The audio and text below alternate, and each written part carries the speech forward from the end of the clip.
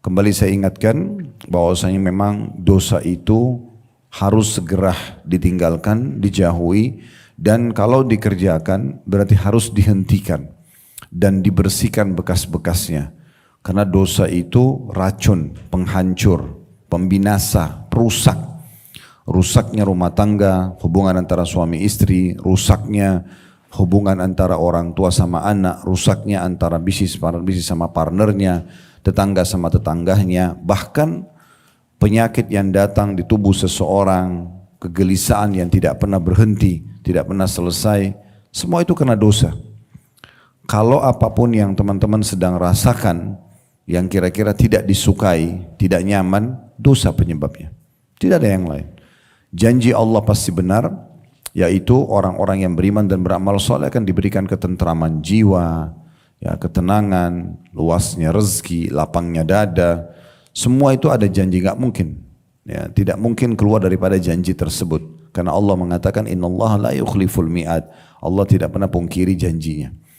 Jadi yang terbaik kalau kita merasakan ada masalah, apapun itu, sekecil apapun, langsung introspeksi diri. Berarti ada masalah hubungan kita sama Allah Subhanahu wa taala yang terganggu.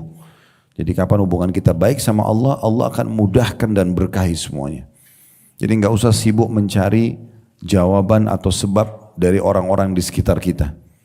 Sampai seorang salafus saleh mengatakan, saya melihat dan menyadari kalau saya punya dosa pada Tuhan Allah, justru karena adanya perubahan sikap dari pasangan saya. Berubah sikap saja itu sudah berarti efek dari dosa.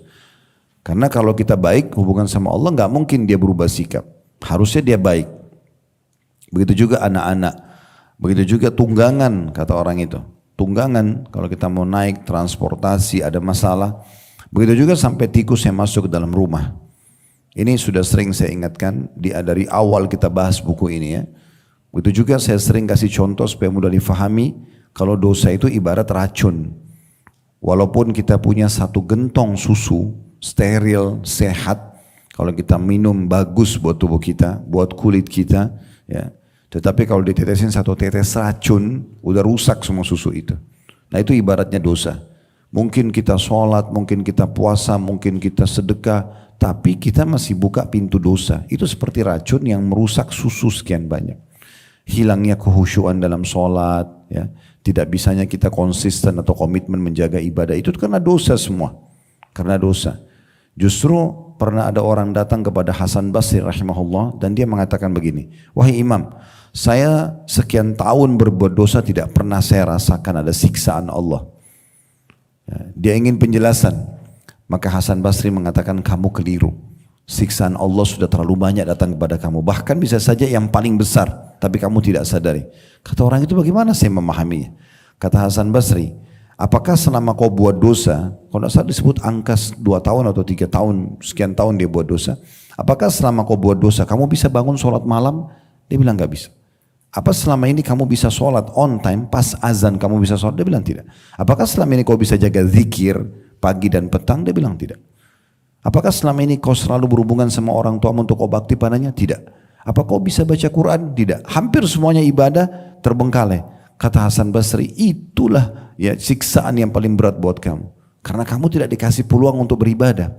Umumnya umat-umat sebelum kita yang Allah binasakan, Allah sehatkan badan mereka. Allah luaskan rezekinya.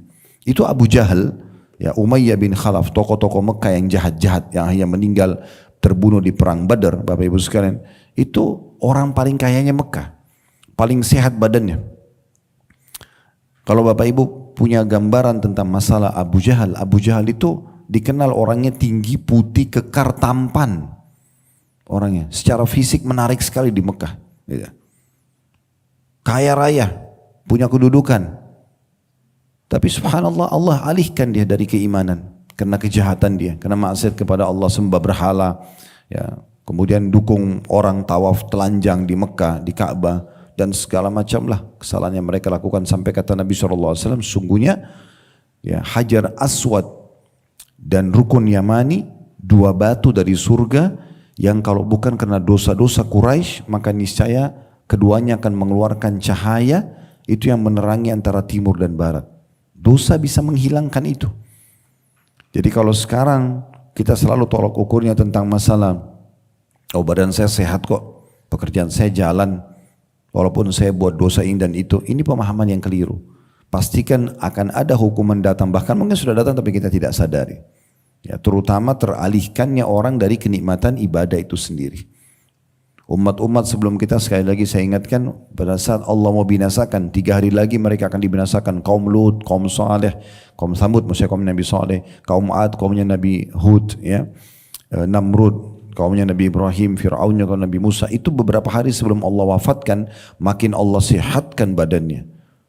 Makin Allah buat mereka bahagia, gembira, agar Allah binasakan mereka di atas kegembiraan di maksiatnya itu. Itu bahaya sekali. Ya. Jadi harus hati-hati.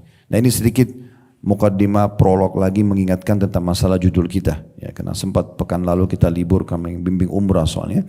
Jadi insya Allah kita harus hati-hati. Jadi bukan hanya sekedar meramaikan majelis, tapi perlu kita sadari kita sedang belajar sesuatu yang kita butuhkan untuk panduan hidup kita ke depan.